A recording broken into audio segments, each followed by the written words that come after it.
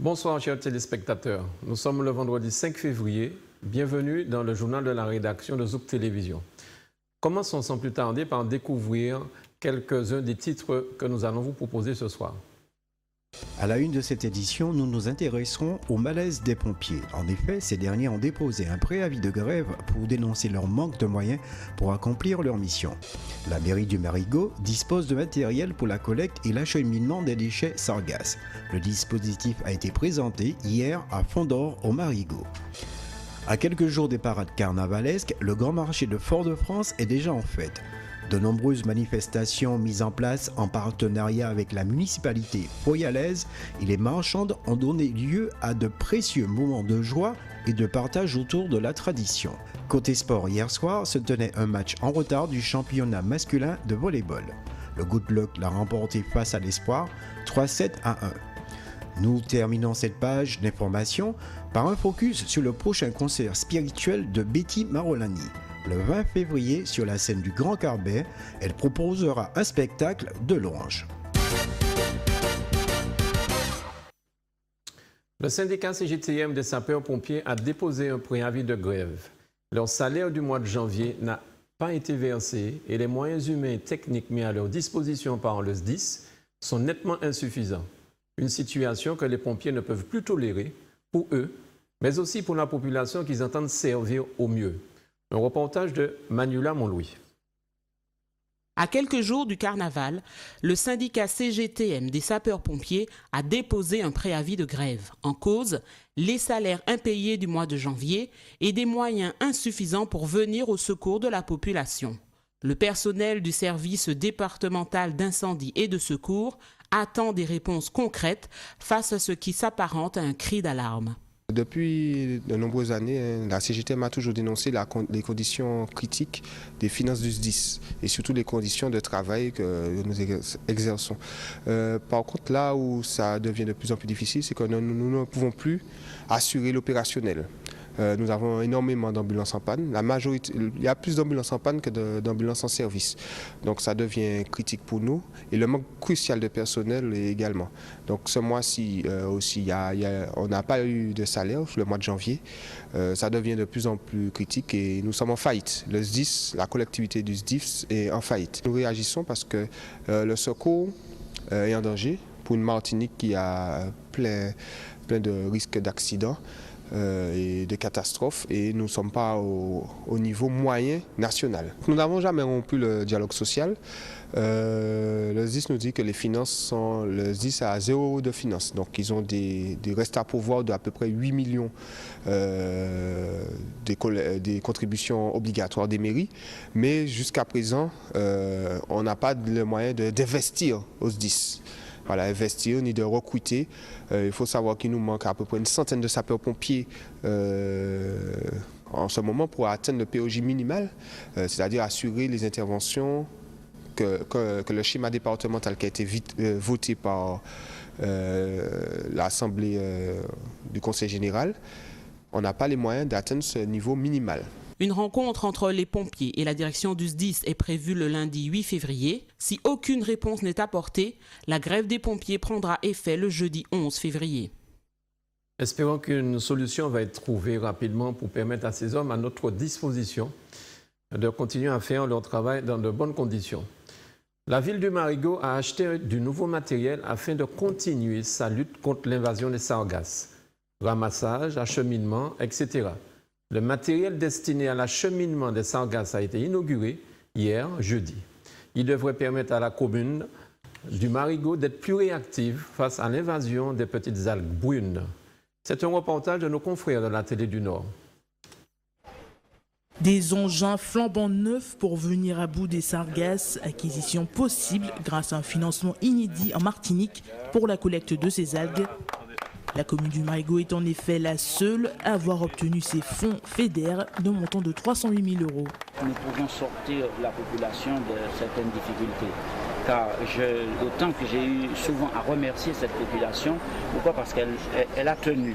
Elle a tenu bon malgré les odeurs, malgré les problèmes que cela pose dans les foyers. L'amélioration, elle sera perceptible très vite dans la mesure où nous avons eu à bénéficier, puisque le Marigot, vous voyez bien, c'est une baie.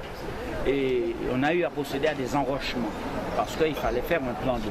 Donc nous n'avons pas de sable. Donc nous étions l'une des communes à avoir le plus de difficultés pour les prélèvements dans la mesure où c'était sur les roches qu'il fallait intervenir. Un matériel attendu de longue date pour l'une des communes les plus impactées depuis le début du phénomène. C'est une nouveauté pour moi en même temps, parce que c'est un matériel neuf et tout, donc je m'habitue. Il faut prendre les choses en main assez rapidement pour pouvoir travailler. C'est vrai que c'est un combat de tous les jours. Il faut du courage et on avance ainsi. Désormais en mesure de contrer leur échouage, la ville devrait remédier à une problématique commune aux villes les plus touchées, la valorisation de ces sargasses. Dans le cadre de la mise en œuvre de sa politique de lutte contre l'insécurité, la ville du Gros-Morne, dans le cadre de la mise en œuvre de sa politique de lutte contre l'insécurité, dans la droite ligne des actions envisagées par le Conseil local de prévention de la délinquance, la ville du Gros-Morne mettra en œuvre la vidéosurveillance dans le bourg. Cet outil permettra de sécuriser les rues et places du bourg, diminuer le sentiment d'insécurité, favoriser la tranquillité publique, rassurer évidemment les acteurs économiques, culturels et sportifs de la ville, éviter les actes d'incivilité ou de violence. Pour commencer, 13 caméras seront placées aux entrées et aux sorties du bourg du Gros-Morne, aux abords des places et du collège, Ted Etilé, directeur de la communication de la ville, nous explique le projet. Alors, ce projet entre dans le cadre du Conseil local de prévention de la sécurité et de la délinquance qu'on a mis en place durant l'année 2014. Donc il s'agit de l'une des actions pour pouvoir redonner aux Gros-Mornais surtout, le bon usage de leur ville. On a vu à partir de diagnostic de sécurité qui a été fait justement en 2014, on a pu constater qu'il y avait un sentiment d'insécurité sur la commune. Donc l'idée avec la vidéosurveillance est de rassurer la population quant éventuellement à leur bien vivre sur le territoire. On a aussi analysé les autres communes qui ont mis en place ce système avant nous et les résultats sont plutôt positifs avec une diminution très nette éventuellement des atteintes aux biens et aux personnes. Donc du coup on a jugé important de mettre en place cette vidéosurveillance sur le bourg particulièrement afin de pouvoir permettre aux gens de pouvoir bénéficier des places, pouvoir aller venir dans les commerces et pouvoir aussi participer aux manifestations, toute quiétude. Normalement, les travaux devraient commencer au mois de juin pour une mise en service à partir du mois de décembre. 13 caméras sont installées sur le territoire, sur les différentes places déjà, la place des Fêtes, place de la mairie, place Maran, sur la rue principale, c'est-à-dire la rue Jules Ferry, au niveau aussi de la gare des taxis, et puis au niveau du collège. D'autres caméras ont aussi pour mission de scanner toutes les plaques d'immatriculation des voitures qui entrent et qui sortent du bourg. Et un peu comme ça, on pourra éventuellement, si jamais il y a quelqu'un qui est venu faire quelque chose, avant son départ, on pourra facilement repérer cette personne. L'estimation de l'ensemble, donc c'est-à-dire l'installation des caméras et la mise en place du CSU, c'est-à-dire du centre de sécurité urbain, on en a pour approximativement, on est dans une fourchette de 90 à 100 000 euros. Pour mieux profiter des festivités du Foyal Carnaval, l'Office de tourisme de la ville de Fort-de-France a mis en place tout un programme. Restauration, maquillage, travestissement, transport, accueil et information touristique. Tout a été pensé pour les carnavaliers. Les explications de Sabine Bouchin, directrice de l'Office de tourisme de la ville de Fort-de-France. Au carnaval de la Martinique et nous en faisons la promotion en invitant ceux qui nous visitent à faire carnaval.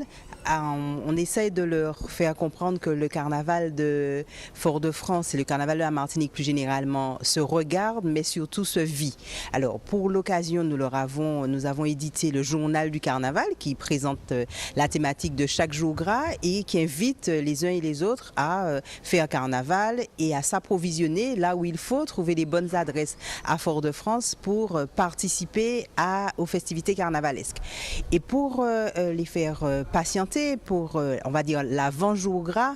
L'Office de Fort-de-France propose des séances de maquillage pendant tous les jours gras, de dimanche à mercredi décembre, proposées à l'espace Camille Darcière, aux carnavaliers, aux amateurs de l'art de la fête qu'est le carnaval, à venir se faire maquiller par des professionnels qui vont ajouter une touche de magie à leur tenue en disant que le carnaval c'est un peu ras-de-cabane, c'est aussi l'affaire de costumiers, l'affaire de musiciens et l'affaire de maquilleurs. C'est la contribution de l'Office de tourisme de Fort-de-France aux festivités des jours gras.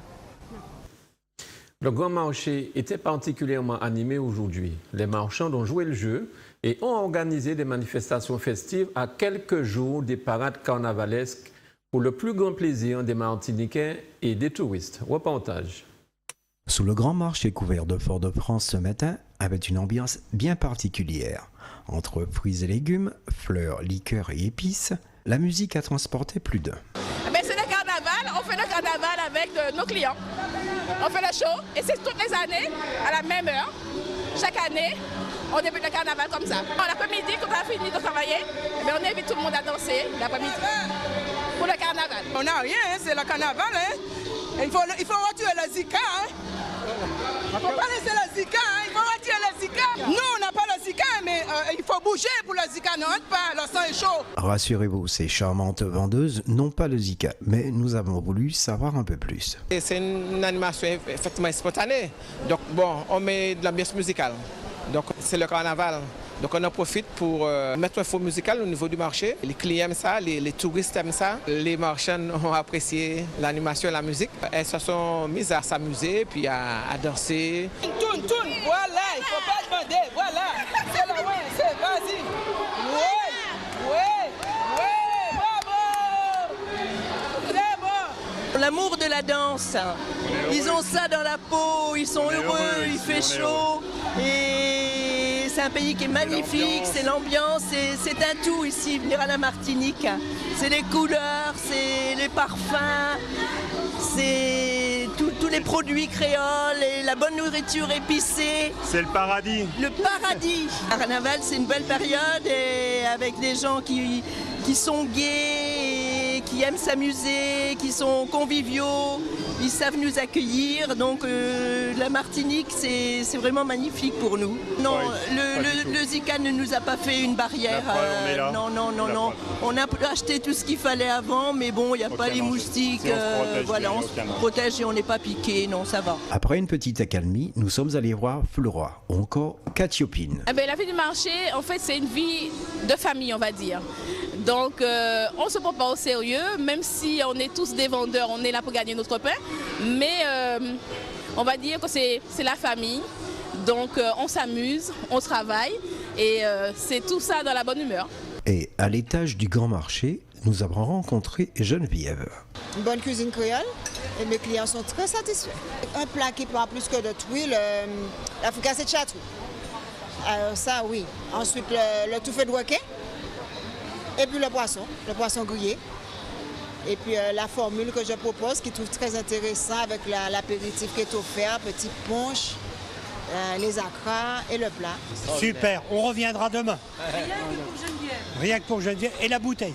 Avec modération bien sûr et bon carnaval 2016 à tout le monde.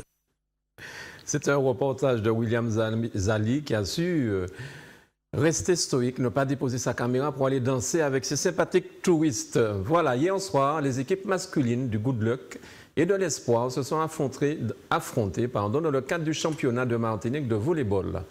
C'est le Good Luck qui a gagné sur le score de 3-7-0. Résumé de la rencontre sur les images de Clément Marajo. Hier soir, s'est joué un match en retard de la première journée du troisième tour du championnat masculin opposant le Good Luck à l'Espoir de Sainte-Luce. Cette rencontre a été très disputée et a tenu toutes ses promesses. Le Good Luck l'a remporté 3-7-1. Il consolide sa troisième place avec 32 points. C'est quand même l'Espoir qui était en face. Ils n'ont pas fait le déplacement pour rien. On savait que ça aurait été très dur, ça l'a été. On a eu relevé un beau challenge au troisième set. On a été mené de plus de 10, 12, 13 points. Les garçons ont vraiment bêché, travaillé pour aller chercher cette victoire. Eh bien, un grand passage à vide. Après, le Good Luck a fait le match qu'il fallait. Nous, on est tombé dans une facilité. Donc, le Good Luck a remonté au fur et à mesure les points. Et puis voilà, c'est comme ça qu'on perd les points. Des petits détails, et ça coûte cher à la fin. L'Espoir reste à la 4e place avec 26 points au classement. C'est l'Éveil qui caracole en tête avec 44 points, suivi du Rayon de Petitance avec 42 points. Après des concerts à succès en Martinique et en Guadeloupe, Betty Marolani remonte sur scène pour proposer un spectacle empreint de spiritualité au cours duquel elle interprétera quelques-uns de ses plus grands succès avec Dominique Zour-Babel et aussi Ministry Mim. La rédaction de Zouk TV l'a rencontrée à moins d'un mois de son concert. Reportage. Marolani montera le 20 février à 19h30 sur la scène du Grand Carbet du parc Aimé Césaire pour un grand concert spirituel de louanges. Elle y interprétera les titres qui ont fait son succès comme Grâce éternelle. Grâce, grâce éternelle. Grâce, grâce au Seigneur. Je dis à moi qu'à crier vers l'éternel. Pas gentil, moi dans la peine, moi pas ni forcer. Ce concert s'apparentera à un grand moment de partage et de communion. Donc ce spectacle sera principalement sur la louange, l'adoration.